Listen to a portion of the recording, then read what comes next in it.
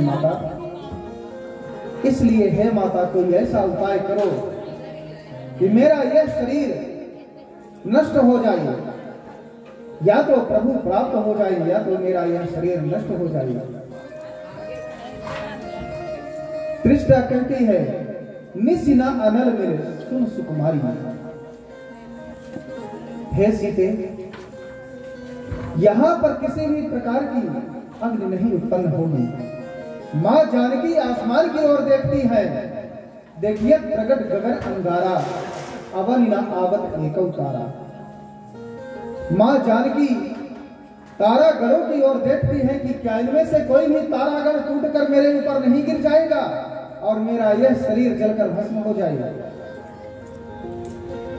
अशोक वृक्ष की ओर देखती है, कहती है कि हे अशोक, तुम्हारा नाम अशोक है, लेकिन तुम्हारी छाया में बैठे हुए भी मैं शोक संतप्त हूं।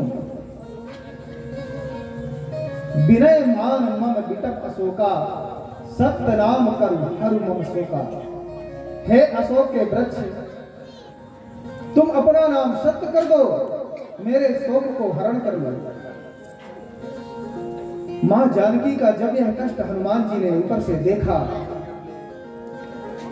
तब क्या करते हैं, राम जी ने एक मुद्रिका दी थी हनुमान जी को, जा तो रहे हो लेकिन जानकी तुम्हें पहचानेगी कैसे। वह मुद्रिका हनुमान जी ने ऊपर से डाल दिया। मां जानकी ने उस मुद्रिका को ऐसे उठाया, जल अशोक अंगार हर्ष सहित उठकर गए। मां जानकी ने उस मुद्रिका को ऐसे उठाया जैसे अशोक वृक्ष ने उनकी विनती सुन ली हो और अग्नि दे दिया हो।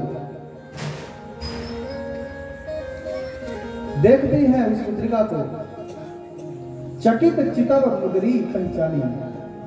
उस मुद्रिका में क्या था, तब देखे मुद्रिका मनोहर, राम नाम अंकित अति सुंदर। देखती है उस मुद्रिका में, उस अंगूठी में अत्यंत सुंदर अक्षरों में राम लिखा हुआ था। उस मुद्रिका को मां जानकी पहचान जाती है कि यह मुद्रिका तो हमारे करुणानिधान की है। तब उस अंगूठी को देख करके मां जानकी विलाप करती हैं कि इस मुद्रिका को लाने वाला कौन है, क्योंकि माया से इसकी रचना नहीं की जा सकती और राम जी को रण में कोई जीत ले ऐसा कोई है नहीं। जैसे ही उनके मन में यह विचार आता है, कहती हैं कि हे भाई, जिसने भी इस मुद्रिका को यहां मुझे दिया है वह प्रकट हो। तब हनुमान जी आते हैं, तब हनुमंत निकट चले गए। हनुमान जी पास में जाते हैं और कहते हैं, यह मुद्रिका मातु में यानी दीन राम तुम कह सहिदानी।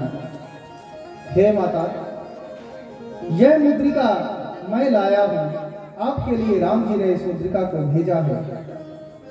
मां जानकी के मन में संशय होता है कि नर बानरम संग को कैसे, मनुष्य और बंदर की संगति कैसे हो गई।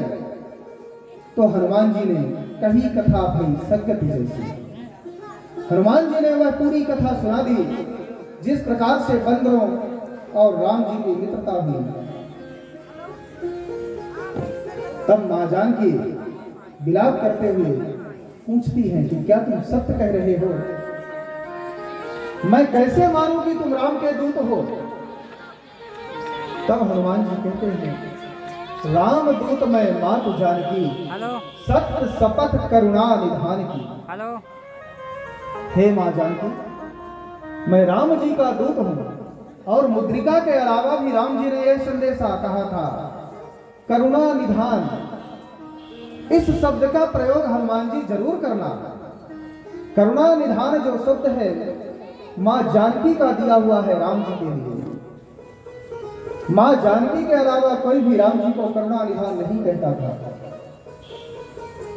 तब मां जानकी को भरोसा हो गया कि यह निश्चय ही राम जी का सेवक है। हनुमान जी से पूछती हैं, हे हनुमान जी, मेरे स्वामी कैसे हैं, उनकी कुशलता को कहो और मुझ अभागन को देखो कि मैं भगवान को छोड़कर अब तक भी जीवित हूं। हनुमान जी भगवान राम की कुशलता सुनाते हैं